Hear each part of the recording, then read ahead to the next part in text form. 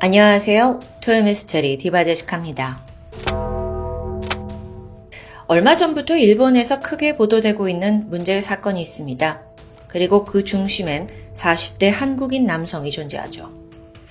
여전히 진실 공방이 팽팽히 맞서고 있는 가운데 오늘은 이 사건의 전말을 소개할까 하는데요.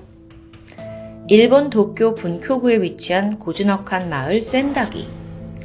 시간은 2016년 8월 9일 자정이 지나 새벽 2시, 3시쯤 이 야심한 시각에 웬일인지 한 가정집에는 불이 환하게 켜져 있었어요. 바로 그곳에는 40살의 한국 국적 박종현 씨가 일본인 아내 그리고 4명의 아이들과 함께 살고 있던 곳이죠. 박종현 씨는요, 일본에 있는 메이저 출판사 고단샤의 편집처장으로 근무 중이었습니다. 잠시 모르는 분들을 위해 소개하자면 진격의 거인, 일본 7개의 대죄 이런 유명 일본 만화가 모두 이 출판사의 작품이라고 해요. 그리고 박 씨가 바로 이 유명 만화들을 직접 발굴해낸 장본인 편집자였고요. 그가 그동안 편집한 만화의 개수만 무려 56편이 넘는다고 하는데 이렇다 보니 고단샤 내에서도 그는 엘리트로 불렸고요. 장래에 임원 후보가 될지도 모른다라고 거론될 정도였습니다. 상황 이해되시죠? 이렇게 업무에 파묻혀서 그가 늦게 새벽에 들어온 정황입니다. 이런 일상은 좀 일반적이었고요. 그날 박 씨가 퇴근을 해서 집에 왔을 때 38살의 아내 카나코 씨는 아직 깨어 있었습니다. 그는 아내와 짧게 대화를 나눈 이후 잠들어 있는 4명의 아이들을 보기 위해서 2층 방으로 올라가요. 그리고 아이들이 예쁘게 잘 자는 걸 확인했고 잠시 후 방문을 닫고 나오는 순간 눈앞에 충격적인 장면이 펼쳐져 있었습니다. 1층 계단 저 밑에 아내가 쓰러져 있는 겁니다. 그때의 시각은 새벽 2시 45분. 박종현 씨는 즉각 119에 신고 전화를 걸었고요. 한 15분 정도 있다가 구조대가 현장에 도착했어요. 하지만 카나코 씨는 이미 심정지 상태였죠. 급하게 인근 병원으로 이송되지만 결국 그녀는 목숨을 잃고 맙니다.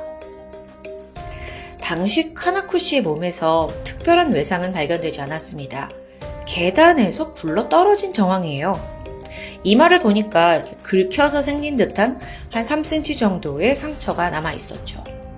그렇게 한 가족의 비극은 그때부터 시작됩니다. 경찰 조사에서 남편 박 씨의 진술은 앞서 제가 소개한 이 행적과 같습니다. 퇴근해서 아내와 대화했고 2층에 아이들 자는지 확인한 후 딱 봤더니 아내가 계단에서 떨어져 사망해 있었다. 근데 좀 이상하죠? 자기가 맨날 생활하는 집 안에서 성인 여성이 갑자기 굴러떨어졌다? 당시 일본 경찰도 이 진술을 쉽사리 믿지는 못하고 있었습니다. 그러던 중 카나코 씨의 부검 결과가 나와요. 그리고 사건은 예상치 못한 방향으로 흘러가게 되죠. 그녀의 사인은 경부 압박에 의한 질식사. 실제 카나코 씨 목에 뭔가에 졸린 흔적도 발견됩니다. 뭔가에 졸려서 사망한 거예요. 근데 정확하게 뭐에 졸린 건지는 알아낼 수가 없었는데요. 이게 타인의 손에 의해서 목이 졸린 걸 수도 있고 혹은 스스로 부드러운 천 같은 거에 목을 메었을 가능성도 있습니다. 즉 이게 단순 사고가 아니라 타살인지 자살인지가 쟁점이 되는 그런 사건으로 넘어가 버린 겁니다. 그리고 만약 타살이라면 집에 있던 유일한 사람, 바로 남편 박종현 씨의 가능성이 높아 보이죠. 여기에 더해서 수상한 점까지 나옵니다. 갑자기 박 씨가 아내의 부검 결과가 나온 후에 자기 진술을 바꾸는 거예요. 사실 아내가 계단에서 떨어진 게 아니라 계단 난간에 목을 매서 극단적인 선택을 했다는 거예요. 평소에도 워낙 심한 우울증을 앓고 있었는데 그게 원인인 것 같다고도 덧붙였죠. 이거 왜 이제 와서 이렇다 보니 의심의 눈초리는 더 짙어질 수밖에 없습니다. 잠시 이 두 부부에 대해 좀 알아보면 박종현 씨와 카나코 씨는 2000년에 친구의 소개로 만났어요. 그리고 7년간의 열애 끝에 2007년 결혼에 골인했죠. 2명의 자식을 낳았고 이때까지만 해도 가정에는 별 문제가 없었다는데요. 그러다 셋째 아이가 태어나면서 위기가 찾아옵니다. 이미 2명의 아이에다가 또 막내 셋째까지 돌봐야 하는 상황에서 남편 박 씨가 회사 일로 굉장히 바빠졌어요. 반면 카나코 씨는 이 친정이 굉장히 멀리 있었다고 해요. 그러니까 뭐 친정 어머니나 아버지의 도움을 받을 수가 없고 결국 혼자서 이 세 아이의 육아를 도맡게 된 거죠. 너무 힘들어하던 그녀는 끝내 산후 우울증 판정까지 받게 됩니다. 그리고 그때부터 카나코 씨가 종종 감정을 조절하기 어려워하는 듯 했어요. 한 번은 아이의 숙제를 도와주다가 순간적인 화를 참지 못하고 이 프린트물을 던지기도 해요. 이게 참 엄마로서 보이지 말아야 할 행동이잖아요.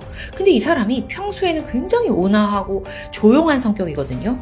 그래서 카나코 자신도 여기에 놀라게 되죠. 그녀는 이 일 이후에 큰 죄책감을 느끼면서 오히려 더 스트레스에 빠지게 됩니다. 그럴 때마다 남편은 괜찮다 하면서 아내를 다독였고 그러다 급기야 상담을 좀 받아보자 라고 권했지만 카나코 씨가 이걸 거부했다고 하는데요. 그렇게 점점 지쳐가던 그녀가 2016년 1월 넷째 아이를 낳게 됩니다. 상황은 정말 최악으로 치닫았어요. 또 안타깝게도 이 넷째 아이가 뇌성마비를 앓고 있었는데요. 엄마는 아이를 건강하게 하기 위해서 방방곡곡 명의를 찾아다녔고요. 또 밤마다 몇 시간씩 아이의 몸을 마사지 해줬고요. 그럼에도 불구하고 상태가 쉽사리 좋아지지 않습니다. 결국 병원에서는 이 아이가 앞으로 걷기는 힘들 것 같다라는 진단을 내리게 돼요. 엄마로서는 정말 하늘이 무너질 것 같은 상황이었겠죠. 한편 이 와중에 남편 박 씨는 또 편집 차장으로 승진을 합니다. 업무가 전보다 더 많아졌고요. 자연스럽게 집에 있는 시간은 줄어들게 되죠.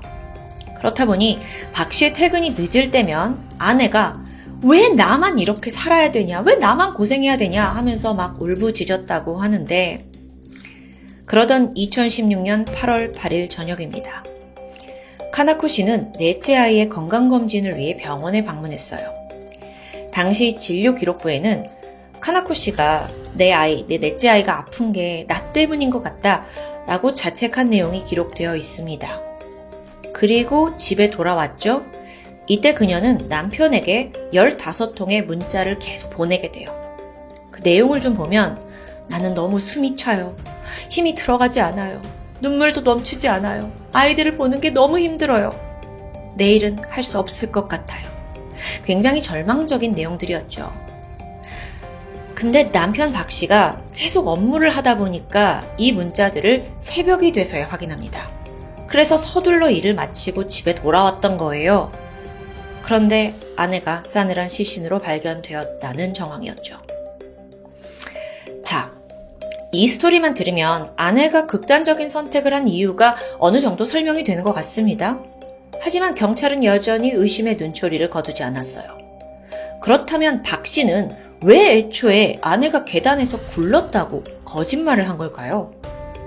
경찰은 혹시 단서가 될 만한 게 없는지 집안을 샅샅이 수색하기 시작했고 이때 계단과 화장실 부근에서 15개의 작은 혈흔들을 발견합니다.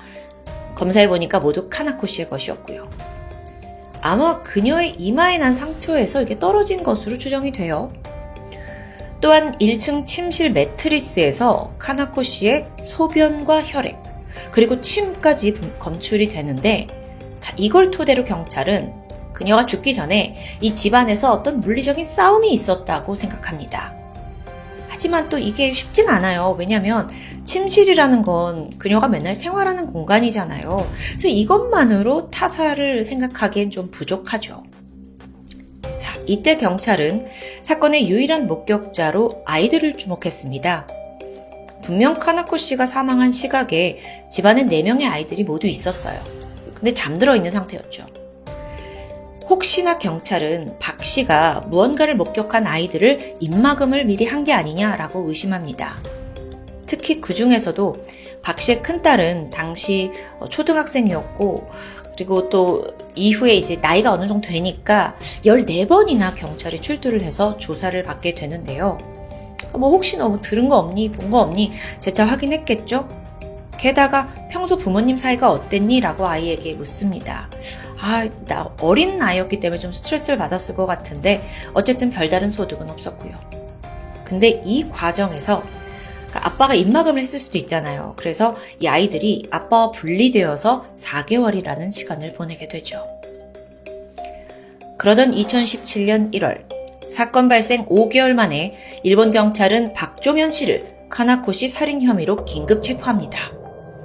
그 집안에서 찾아낸 15개의 혈흔들, 또 매트리스에서 나온 카나코시의 분비물, 혈액, 또 이마에 난 상처, 이거 3가지가 경찰이 주장하는 주요 증거였어요.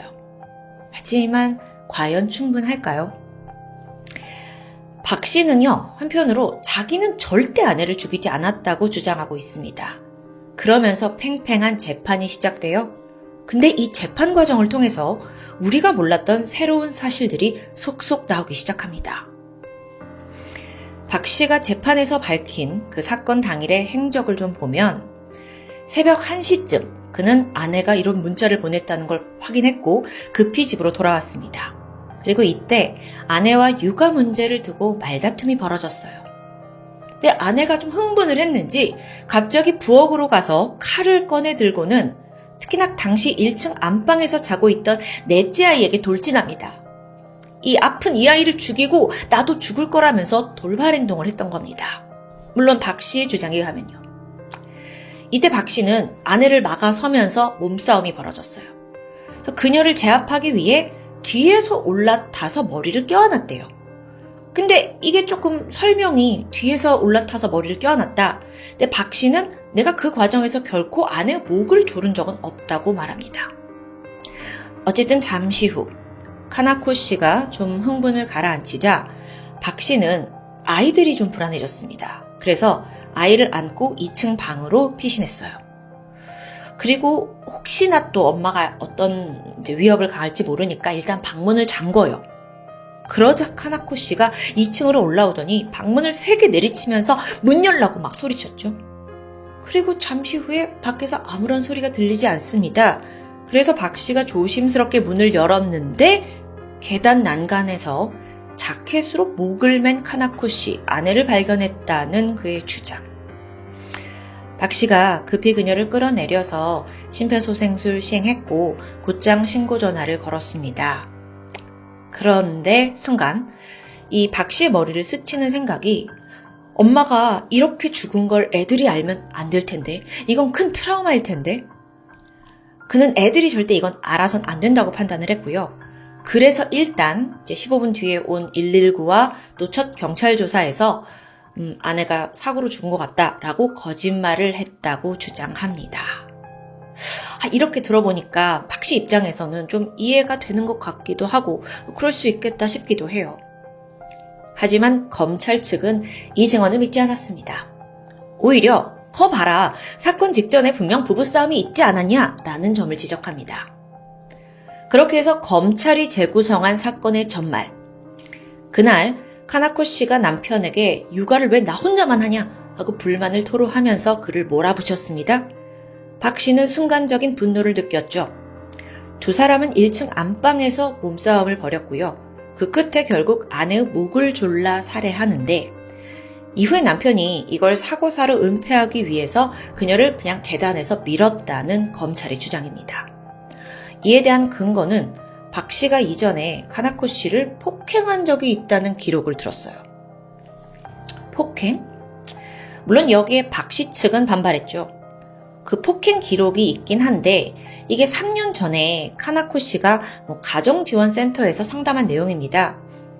그 기록에도 남편이 육아를 도와주지 않는다. 그리고 때때로 폭력을 행사한다라고 토로했는데 근데 이게 완벽하게 사실인지는 또 조금 헷갈려요.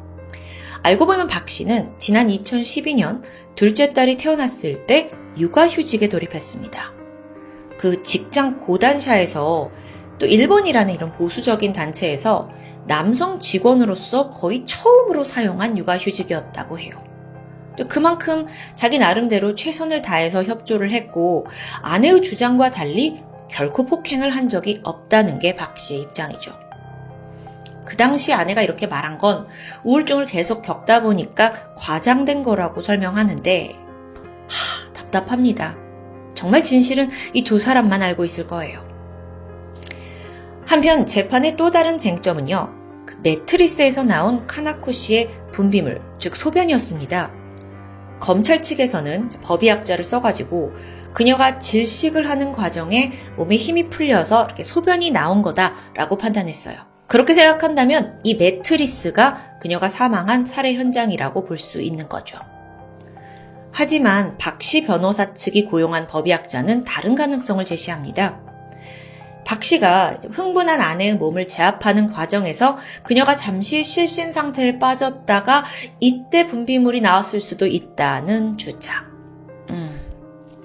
마지막 쟁점으로는요. 카나코 씨의 그 이마에 있던 상처 그리고 15개의 혈흔입니다. 검찰 측은 이 흔적이 사건 은폐를 하기 위해 박 씨가 아내의 시신을 옮기는 과정에서 생겨난 거라고 판단했어요. 하지만 박 씨 변호사 측은 그녀가 극단적인 선택을 이미 하기 이전에 부상을 당한 것이다 라고 보고 있는데요. 자, 여러분도 지금 여기까지 들어보시면 검찰 측 주장도 맞는 것 같고 또 박 씨 변호사 측 변론도 나름 합리적인 것 같죠. 그렇기 때문에 재판의 결과를 예상하기 굉장히 어렵습니다. 박 씨의 변호사는 근데 승리를 장담하고 있었다고 해요. 왜냐하면 이 사건이 카나코 씨가 극단적인 선택을 했을 수도 있다라는 가능성을 완전히 배제할 수 없기 때문에 무죄 추정의 원칙에 따라 증거도 좀 부족하고 하니 무죄가 내려질 가능성이 크다고 본 거죠. 하지만 1심 결과 박 씨에게는 유죄가 선고됩니다. 아내를 우발적으로 살인했다고 판단됐어요. 그리고 징역 11년형이 내려졌고요. 그 근거는 마지막 쟁점이었던 이마의 상처와 혈흔이었는데 재판부는 만약 카나코 씨가 상처가 난 상태에서 직접 돌아다녔다면 더 많은 혈흔이 이곳 저곳에 떨어져 있었을 거다라고 판단합니다. 즉 검찰 측의 주장대로 살인이 벌어진 후에 시신을 옮기는 과정에서 이마에 난 그 상처에서 피가 여기 떨어졌다라고 보는 게 타당하다고 생각한 거죠. 그런데 여러분, 1심 판결 이후에 증거가 또 새롭게 나옵니다. 계단과 세면대 부근에서 13군데 혈흔이 추가로 발견된 거예요. 자, 그렇다면 1심을 완전히 뒤집을 수 있죠? 상처를 입고도 그녀가 혼자 돌아다녔다는 이야기잖아요. 그렇게 해서 항소심이 열렸는데 끝내 2심 또한 1심의 판결이 유지됩니다. 왜 그랬냐면 카나코 씨가 이마에서 이렇게 흐른 피를 닦아낸 흔적이 없다는 거예요. 그러니까 피가 이렇게 떨어져서 바닥에 여기저기 묻어있지만 왜 그녀는 떨어지는 걸 이렇게 닦아낸 흔적이 없냐라는 거죠. 만약 그녀가 살아있었을 때 이게 생긴 상처라면 분명 닦았을 겁니다. 근데 그렇지 않아서 부자연스럽다고 판단했다는 건데 박 씨는 포기하지 않았습니다. 그리고 마지막 대배심을 신청해요. 이때 정도가 되니까 많은 전문가들 역시 이마에 피를 좀 안 닦았다 이 이유로 유죄가 선고된 건 좀 과하다, 합리적이지 않다라는 목소리가 더해졌고요. 또 여기에 박종현 씨의 지인들, 가족들, 자녀들, 심지어 카나코 씨의 아버지까지 그는 무고하다라는 걸 증명하면서 탄원서를 제출하게 되면서 분위기가 좀 바뀌게 돼요. 게다가 여기서 결정적으로 그 사건 현장에 있는 화장실 스위치에서 카나코 씨의 혈흔이 발견됩니다. 이게 무슨 의미냐고요? 카나코 씨가 몸싸움을 한 후에도 이 스위치를 자기가 누르면서 돌아다녔을 수 있다. 그렇다면 박 씨의 주장을 뒷받침할 수 있는 증거였죠. 참, 이 사건 복잡한데 2022년 11월 21일 일본 최고재판소는 2심을 파기하고 다시 이 사건을 처음부터 검토하라 라는 파기 환송을 명령합니다. 일본에서도 아주 이례적이었어요. 그만큼 재판부와 검찰 측의 판단이 좀 성급했다는 것을 의미하고 있기도 하고요. 처음 사건이 발생한 2016년부터 어느덧 7년이라는 시간이 흘렀습니다. 현재까지도 박 씨는 구치소에 수감된 채 무죄를 주장하고 있는데요. 그는 특히 4명의 자녀들을 그리워하면서 아이들에게 매달 편지를 보낸다고 합니다. 박종현 씨는 정말 아내를 살해한 범인일까요? 아니면 너무도 무고하게 누명을 써서 아이들과 생리별을 하게 된 비련한 가장일까요? 고인이 된 아내 카나코 씨와 범인으로 몰린 남편 박종현 씨. 그 진실은 정말 두 사람만이 알고 있습니다. 사건의 진실이 명명백백 밝혀지길 바랄 뿐이겠죠. 지금까지 토요미스테리 디바제시카였습니다. 안녕하세요. 금요사건 파일 디바제시카입니다. 1995년 6월 12일 아침 8시 45분 서울 은평구 불광동 미성아파트 7층에서 흰 연기가 피어올랐습니다. 곧이어 오전 9시 10분에 119에 신고가 접수되었고 그로부터 10분 후 소방관이 현장에 도착해서 다행히 화재는 금방 진압되었죠. 감식해보니까 불은 안방에 있는 장롱에서 시작이 되었는데 이 화재로 인해서 장롱과 옷, 커튼, 벽지까지 일부분이 좀 탄 상태였습니다. 이후에 소방관들은 남은 불씨가 없는지 아파트 내부 곳곳을 둘러보게 되죠. 그러던 중 욕실에서 예기치 못한 장면을 마주칩니다. 욕조 안에 누워있는 두 구의 시신. 신원 확인 결과 이 집에 살고 있던 모녀 31살의 여성 최수희 씨와 그녀의 2살 된 딸 이화영 양이었죠. 시신이 발견된 욕조, 이곳에 물이 가득 차 있었습니다. 최 씨는 상의가 벗겨지고 속옷도 내려가 있었고요. 목에는 교살의 흔적이 보였죠. 또 팔과 여러 곳에 미세한 철과상이 남아 있습니다. 어린 딸 역시 끈으로 목이 졸린 흔적이 있는데요. 누가 봐도 타살인 게 명백하죠. 화재 또한 장롱에서 시작된 것이기 때문에 어쩌면 범인이 현장을 훼손하기 위해 의도적인 방화를 했다고 볼 수 있을 겁니다. 그런데 특이한 점이 있습니다. 이 아파트의 현관문이 굳게 잠겨 있다는 점이에요. 그 밖에 외부로부터 침입한 흔적도 없어요. 집안의 현금과 귀중품도 그대로 남아있고요. 이걸 종합해서 경찰은 해당 사건을 원한에 의한 살인사건으로 접근했습니다. 그리고 자연스럽게 그 의심의 눈길은 일가족 중 유일하게 살아남은 남편에게 쏠렸겠죠. 피해자 남편이자 아빠, 당시 33살의 이도행 씨는 이미 출근을 한 후였습니다.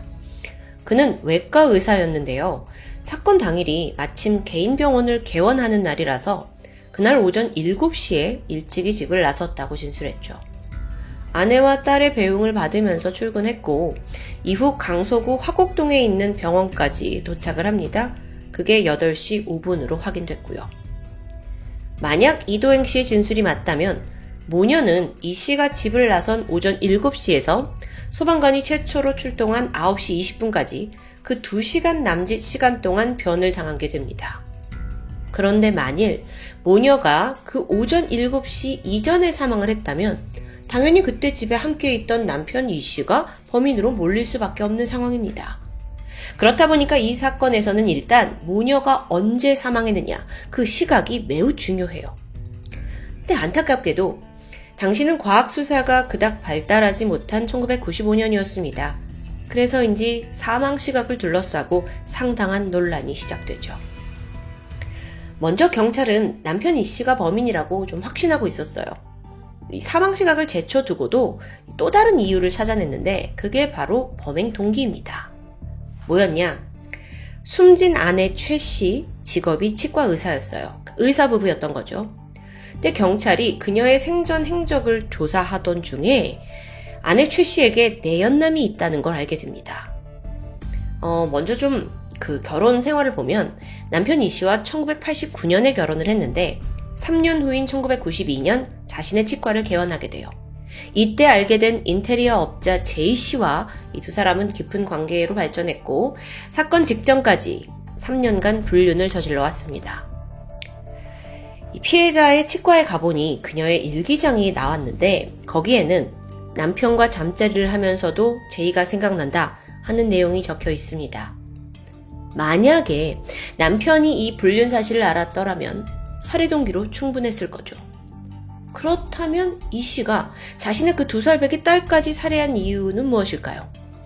경찰은 여기에 대해서 어쩌면 친자가 아닐 거라고 의심했기 때문이라고 추론합니다. 여기에 대해 남편 이도행 씨는 강하게 부정했어요. 그는 아내의 외도 사실조차도 경찰을 통해 처음 알았다. 나와 아내는 아무 문제가 없었고 심지어 사건 2주 전엔 온 가족이 괌으로 여행을 다녀왔다면서 억울함을 호소하는데요. 물론 정말 이 씨가 범인이라면 어쩌면 불화에 대한 의심을 막기 위해 알리바이용으로 여행은 간 걸 수도 있겠죠. 또 만약 범인이 아니라면 그는 하루아침에 일가족을 잃은 것도 모자라서 아내의 불륜 사실까지 알게 된 아주 비운의 남편입니다. 경찰의 추론이 맞다면 가장 중요한 건 이 씨가 아내의 불륜 사실을 알았느냐 몰랐냐는 거예요. 그리고 그걸 객관적인 증거로 증명해야겠죠. 하지만 안타깝게도 경찰과 검찰 모두 이걸 증명하는 데는 실패했습니다. 참고로 내연남 J씨에 대한 조사도 이루어지긴 했어요. 근데 사건 발생 시각에 그는 아예 다른 지역에 있었다는 알리바이가 확인되면서 용의선상에서는 일찌감치 배제되었죠. 남편 E씨를 향한 수사관들의 의심은 쉽사리 사라지지 않았습니다. 그리고 집을 수색하던 경찰은 E씨의 바지에서 수상한 쪽지를 하나 발견해요. 거긴 수많은 영화 제목이 적혀 있었는데 그 당시에 1995년은 비디오 가게에서 영화를 빌려보던 시절입니다. 그래서 어쩌면 대여하고 싶은 목록을 적어놓은 듯 했죠. 그런데 그 중에 유독 눈에 띄는 제목이 있어요. 위험한 독신녀. 이 영화에서는요, 여성 범인이 남성을 살해하고 욕조에 시신을 담그는 장면이 등장합니다. 이게 공교롭게도 사건 현장 모습과 굉장히 닮아 있었던 거예요. 그래서 경찰이 이 씨에게 이 영화를 본 적이 있습니까? 라고 물었지만 그는 기억이 나질 않는다고 답했죠. 그게 기억이 안 날 수도 있는 걸까요? 어쨌든 경찰은 인근에 있는 비디오 대여점을 다 수소문해서 기록을 찾아봤고 마침내 그가 2번에 걸쳐 이 영화를 대여한 사실을 확인합니다. 심지어 연체료까지 물면서 꽤 오랜 시간 비디오를 소지하고 있었던 거예요. 자, 경찰은 이 씨가 그 영화를 보고 범행을 연구했다라고 확신했어요. 또 이어진 그 거짓말 탐지기 반응에서도 계속 거짓말 결과가 나왔고요. 물론 여러분, 지문, 범행 도구 이런 직접 증거는 현장에서 나오지 않았습니다. 하지만 수많은 정황 증거가 있었고 결국 남편 이 씨는 모녀 살인 혐의로 재판에 넘겨지게 되죠. 1996년 2월 1심이 열렸습니다.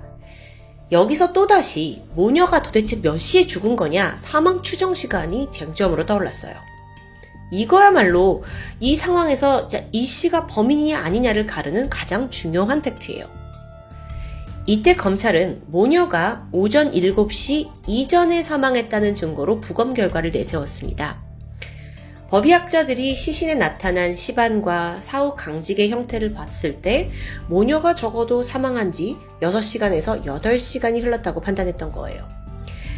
여러분, 시반이라는 건 사람이 죽은 후에 피부에 나타나는 붉은색 반점 형태를 의미하죠. 당시 검안이 이루어진 시각은 오전 11시. 그러니까 6시간에서 8시간 전 모녀가 최소 새벽 5시 이전에 사망했다는 소견입니다. 그럼 그땐 남편이 함께 있었다는 거죠. 이게 다가 아니었어요. 아내 최 씨의 위장에서 소화가 아직 완전히 되지 않은 밥과 미역이 발견돼요. 전날 이 가족은 미역국을 저녁 메뉴로 먹었다는데요. 그런데 남편 이 씨는 다음날 아침에는 콩나물국을 먹고 나왔다고 증언했죠. 아니, 그런데 피해자 위장에서 콩나물이 아닌 미역이 나왔다는 건 그녀가 전날 저녁을 먹은 후에 아침이 되기 전 사망했다는 뜻이 될 겁니다. 뿐만 아니라 사건 전날 밤 11시 반쯤에 이 피해자 최 씨가 지인과 마지막으로 연락을 한 게 확인돼요. 자, 그렇다면 시간을 추정해 볼게요. 검찰이 봤을 때 그 전날 밤 11시 30분 마지막 연락했을 때로부터 다음날 새벽 4시 사이에 그녀가 죽었다라는 것으로 추정된다는 겁니다. 검찰의 의견이었어요. 검찰은 남편이 모녀를 살해한 후에 이걸 무슨 강간살이처럼 꾸미기 위해서 일부러 현장을 조작해 둔 거라고 말합니다. 아내 옷을 벗기고 또 시신을 물에 담가서 의도적으로 사망 시각을 추정하기 어렵게 만들었다는 거죠. 또 이 장롱에다가 불을 질러서 화재로 현장을 은폐하려고 했다는 것. 그런데 여러분, 여기서 이상한 점 느끼셨나요? 화재요. 이웃 주민이 최초로 연기를 발견한 시각은 오전 8시 45분이었습니다. 그런데 남편 이 씨가 집을 떠난 건 오전 7시예요. 아니, 어떻게 불이 1시간 45분이 지나서야 날 수 있었던 걸까요? 이게 가능할까요? 검찰 측에서는 이 씨가 의도적으로 자기가 나간 후에 불이 아주 천천히 날 수 있도록 현장을 꾸몄다고 주장합니다. 이게 어떻게 가능하냐면 안방 장롱에서 실타래가 발견되긴 했어요. 그래서 이 실타래에다가 불을 붙여서 아주 조금씩 타들어갈 수 있도록 만들었다는 주장이에요. 또 당시에 장롱문이 꽉 닫혀 있었기 때문에 산소가 제한적이잖아요. 그래서 불이 금방 번지지 못했던 것으로 예상합니다. 1심 재판부는 검찰의 이런 주장에 손을 들어주었고 남편 이 씨에게 사형을 선고합니다. 그런데 2심 재판에서는 판결이 완전히 뒤집히죠. 무죄가 선고된 겁니다. 거기에는 일단 이 씨가 직접 범행을 저질렀다는 직접적인 증거가 하나도 없다는 게 문제였어요. 검찰이 반발했고 결국 재판은 고등법원까지 넘어가게 되는데요. 자, 이런 상황에서 남편 측도 가만히 있지 않았죠. 그는 유명한 로펌 변호사를 선임했고 또 그 변호인단은 아주 화려한 증인을 내세워서 검찰의 주장을 조목조목 반박했습니다. 이 재판에서 등장한 인물이 전 세계적으로 권위 있는 스위스의 법의학자 토마스 크롬페어입니다. 한국 법정에 그가 왔어요. 그러면서 피해자가 오전 7시 이후에 죽었을 가능성도 배제할 수 없다고 주장했죠. 거기엔 타당한 이유가 있었는데 그 당시에 경찰이 시신의 직장 온도와 욕조의 물 온도를 측정하지 않았기 때문입니다. 와, 이건 사실 이 사건에서 경찰의 가장 결정적인 실수라고 볼 수 있는데요. 생각해보세요. 물의 온도가 높을 경우 시신에서는 조기 강직이 나타날 수 있습니다. 그런데 현장에 도착한 경찰은 욕조에 손을 넣어보고 좀 미지근하네 라고만 생각했고 기록도 그렇게만 해놨어요. 이 경찰의 안일한 수사가 용의자가 빠져나갈 구멍을 만들어주게 된 거죠. 참고로 이 사건 이후에 정부는 대한민국의 법의학 관련 분야와 부서를 굉장히 크게 활성화시켰다고 해요. 아무래도 이 사건을 통해서 외국에 있는 법의학보다 한국이 부족하다는 걸 깨달았기 때문이겠죠. 남편 쪽 변호인단의 이야기를 좀 더 들어볼까요? 그들은 아내 최 씨가 발견 당시 컨택트 렌즈를 끼고 있었다는 점을 지적합니다. 최 씨는요, 평소 자기 전에 렌즈를 뺐다가 아침에 일어나서 화장을 하면서 다시 렌즈를 착용한다고 해요. 즉 정황상 최 씨는 아침에 일어나 컨택트 렌즈를 끼고 출근 준비를 하던 중에 이런 변을 당했다고 볼 수 있는 거죠. 렌즈를 끼고 있었으니까요. 그럼 이른 새벽에 사망했다는 검찰의 주장과는 앞뒤가 맞지 않습니다. 이 사건 참 어렵죠. 또 다른 의문도 남아 있습니다. 살인이 발생한 날은 앞서 제가 말씀드렸듯이 그 남편 이 씨가 그 정형외과를 개업하는 날이었습니다. 정형외과 개업에는 최소 6개월이라는 준비기간이 걸려요. 또는 1년 이상이 걸릴 수도 있고요. 여기에 수억 원의 비용이 들어가는 것도 당연하죠. 그런데 과연 남편 이 씨가 하필 자기의 병원을 개원하는 이 중요한 날 살인을 했겠냐는 거예요. 이런 식으로 자신의 인생을 망하게 할 이유가 없다는 게 변호인단의 주장이었죠. 여기에 더해서 변호인단은 무죄를 주장할 만한 또 다른 야심찬 증거를 가져옵니다. 학교 운동장에다가 아파트에서 발생한 화재 현장을 재현해놓은 세트장을 만들었어요. 그리고 장롱을 세우고 불을 붙였죠. 불과 5분 만에 흰 연기가 피어오릅니다. 물론 이 운동장에서 이게 진행이 된 거기 때문에 아파트 실내하고 산소 공급량이 좀 다르잖아요. 그래서 정확하게 그 사건 현장과 조건이 같았느냐는 좀 의문인 부분입니다.